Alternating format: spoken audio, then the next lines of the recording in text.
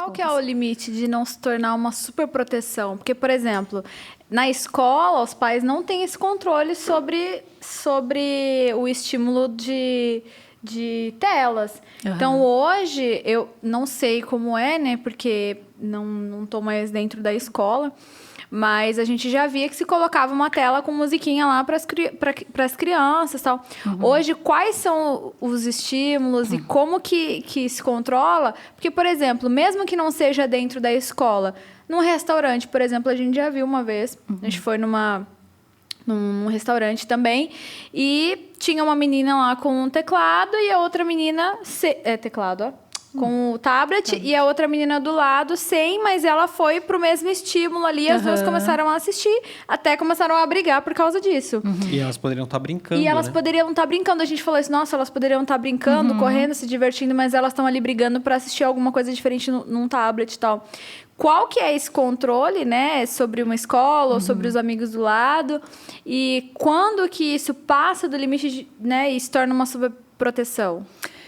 Eu entendo, assim, eu vou dividir a sua pergunta em duas. Claro. Porque eu entendo que a escola é algo mais específico, porque a criança passa muitas horas por dia lá. Então, a minha orientação é que os pais entendam qual é o método de ensino dessa escola. Sim. Se é uma escola que acredita numa educação a partir de desenhos, os pais deveriam escolher outra escola se eles tiverem essa possibilidade, né? Nem sempre tem, mas se eles tiverem, é o ideal que eles escolham. Porque aí entra uma questão, aquela coisa, né, que muitos autores falam, né? Os desenhos educativos, os programas educativos. Enquanto psicóloga, parto do princípio que não existe programa educativo e não existe desenho educativo. Por quê? Porque o processo de educação, ele envolve o vínculo e o relacionamento. Né? Eu sou psicóloga e também sou psicopedagoga, tenho especialização em psicopedagogia. E no meu TCC, da minha pós de psicopedagogia, foi justamente esse o tema. Né? Eu estudei um teórico, o Henri Vallon, que era francês, e ele desenvolveu toda a teoria dele a respeito da psicologia da aprendizagem. E qual foi o tema, né? A importância do afeto no desenvolvimento da aprendizagem. Porque se concluiu que quando tem trocas afetivas entre aluno e professor, ou mesmo em casa, porque as crianças aprendem com a gente o tempo todo, né? Quando tem essa troca afetiva, a aprendizagem ela tem um efeito muito maior sobre aquela criança. A criança aprende de maneira mais significativa quando tem o afeto. E não existe afeto com telas. Existe afeto entre pessoas. Então, eu acho que a gente tem que começar a desmistificar essa questão de que esse desenho é educativo, porque meu filho aprendeu a falar as cores em inglês assistindo esse desenho. Ele aprenderia a falar as cores em inglês de qualquer outra forma, né? Não é mérito do desenho aquilo, também pela repetição a gente aprende. Então, não existe nada que seja educativo a não ser a relação entre duas pessoas ou mais pessoas, porque a educação envolve afeto, envolve essa troca singular, né, que é a questão afetiva. Então, em relação à escola especificamente, eu entendo que a gente tem que procurar uma escola para os nossos filhos que estejam dentro daquilo que a gente deseja. E aí, pensando nessa outra questão que você me falou, eu creio que a exceção, Cibele, ela não é capaz de destruir tudo aquilo que a gente construiu com os nossos filhos. Então, por exemplo, teve o Dia das Crianças na escola, e nesse Dia das Crianças... É uma escola que não usa telas para ensinar, não entende que as telas são educativas. E no Dia das Crianças passou um filme para eles fazerem um acampamento na escola.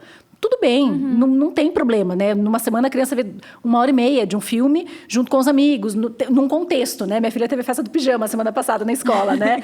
Então aí estava todo mundo de pijama e fizeram um piquenique. Eu não sei se a sala dela teve, mas eu vi que algumas outras salas colocaram filme na hora das crianças dormirem. E não tem problema, porque não é um costume que nós temos em casa, deixar lá nas telas. Então, a superproteção eu acho que vai aí, né? Quando é uma exceção, quando é algo que não é contínuo, que não é recorrente no dia a dia da criança, não tem problema. Até outras questões, doce, por exemplo, né? Uma criança que come doce todo dia, enfim, ela pode ter alguma consequência depois, mas comer um doce no fim de semana, tomar um sorvete num dia de praia, não tem problema, né? É só a exceção. Então, eu acho que a gente tem que ter ponderar esse limite do que é algo que a criança faz todo dia. Isso vai ter consequências, né? Uma rotina que vai trazer consequências a médio e longo prazo, como telas, alimentação, tudo isso que a gente vem falando, e de algo que é pontual, esporádico. Então, aí eu falo para os pais, né? Acalmem o seu coração, e se for algo da exceção, não vai ter muito problema, não vai trazer consequências muito graves. Eu me lembrei, amor, desculpa, eu te interrompi, mas eu me lembrei do que você falou. Eu queria falar do negócio da escola aqui. Eu me lembrei de algo que você falou que tem a ver comigo também, né? Eu tive muita dificuldade para aprender história. E eu fui aprender história e entender no 8º ano. tipo, com 15 anos de idade, com uma professora que sentou comigo e ela viu que eu tinha muita dificuldade, porque a vida inteira eu tive muita dificuldade, ela sentou comigo e realmente conseguiu me ensinar e tal. E aí eu me lembrei que o Jackson também passou por isso, né? E talvez tenha a ver essa questão afetiva, né? Acho que você também passou por isso, né, amor? Uma professora de matemática que se dedicou e aí eu comecei a aprender. Mas eu vi um pastor falando que um dono de escola falou para ele que antigamente os pais chegavam na escola, queriam saber o método de ensino, como é que funcionava, o valor, uma série de coisas. Hoje, os pais chegam na escola, soltam a criança, ela corre para lá, para cá. Quando ela volta, os pais perguntam: você gostou da escola? Gostei, então vou matricular aqui. Então, quais são coisas importantes que os pais precisam observar numa escola, fora essa questão da tela, até aproveitando esse assunto que a gente está aqui?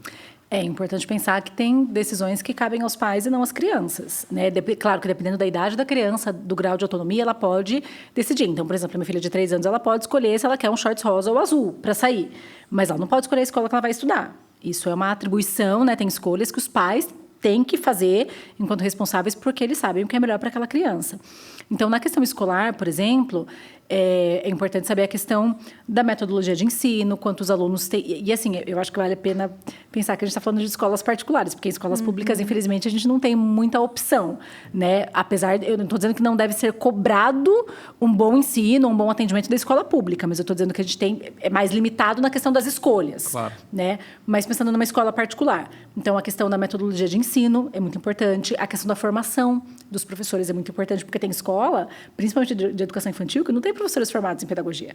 Quando eu fui para minha filha, né, eu fui visitar uma escola e ela falou assim, não, aqui as meninas do berçário não são pedagogas, porque pedagogo não quer trocar fralda de criança. Elas fazem um curso de berçarista, um curso de um fim de semana de berçarista, né? Então, a formação dos professores... A questão da alimentação é super importante, se a criança se alimenta na escola, se a criança leva o lanche de fora, se tem uma nutricionista que faz o cardápio da escola. A questão das festas que tem na escola ao longo do ano, né? Para nós que somos cristãos, por exemplo, tem algumas festas que talvez a gente não queira que os nossos filhos participem. Halloween, por exemplo, né? Vou dar um exemplo simples, assim, Halloween, né? Então, saber o que essa escola comemora, se é a escola que tem algum segmento religioso ou não, porque tem escolas que são cristãs, que são católicas, que são espíritas, né? Tudo isso é importante. Quantos alunos tem na sala de aula, quais são os instrumentos utilizados por aquela escola, se tem área verde, né, área onde as crianças possam, na escola da minha filha tem pé de jabuticaba que ela sobe, pega e come do pé, né? Então, assim, tem bastante a área de brinquedo, principalmente para a educação infantil, a gente está falando, né? Então, assim, se tem um espaço para brincadeira, se tem um espaço que a criança pode correr descalça, se tem parque, se tem horta, tudo isso que pode contribuir para o desenvolvimento da criança, porque se a gente pensa na educação infantil, infinitamente mais importante do que uma apostila ou do que o aprendizado cognitivo que ela possa ter são essas vivências, né? A criança, ela aprende por essas vivências que ela tem no dia a dia. E a gente tem que pensar que a escola é um lugar onde a criança passa muita parte do tempo. Então, é muito importante que tudo isso seja verificado. Mas não só quando a gente vai visitar a escola, escolher a escola, mas ao longo do ano letivo, porque às vezes a escola apresenta alguma coisa e no decorrer do tempo você percebe que não é bem aqui, é bem aquela proposta, né? Então, sempre estar em contato com a coordenação, com a professora, né? Perguntar como é que foi o dia, tem agenda digital hoje em dia, né? Não é mais aquela agenda de papel. Então, sempre está lá, né? Na agenda, conversando para ver como é que foi, se a criança comeu, se a criança brincou, né? E aí, assim, pensando já em adolescentes que estão no ensino fundamental, no ensino médio, penso que a didática também é muito importante. E aí também eu penso que é muito do que a gente objetiva para os nossos filhos, né? Então, assim, se meu filho ele fala que ele tem o desejo de estudar na USP, de fazer uma faculdade fora do país, então tem que focar muito na questão do ensino. Vai para uma escola que seja mais forte nisso. Não, meu filho pensa em fazer outra coisa, fazer uma faculdade por aqui mesmo, né? Enfim, ou fazer um curso técnico, talvez uma escola que tenha outros direcionamentos que não especificamente na questão desse ensino tão maçante, né? Como é, por exemplo, para um aluno que queira uma faculdade pública ou até fora do país. Então, acho que também é pensar qual é o objetivo dos pais para aquela criança. E, claro, é importante a criança gostar da escola? Claro que é, né? Quando eu fui visitar as escolas para minha filha, eu levei ela e, enfim, escolhi a escola que ela também gostou. Mas não foi uma decisão dela. O fato dela ter gostado foi algo a mais. Né? Algo a mais. Uma confirmação, isso, talvez. Eu considerei isso na hora de escolher. Mas se ela tivesse gostado de outras escolas que, para mim, não eram boas, eu não teria colocado, né, não teria matriculado ela lá.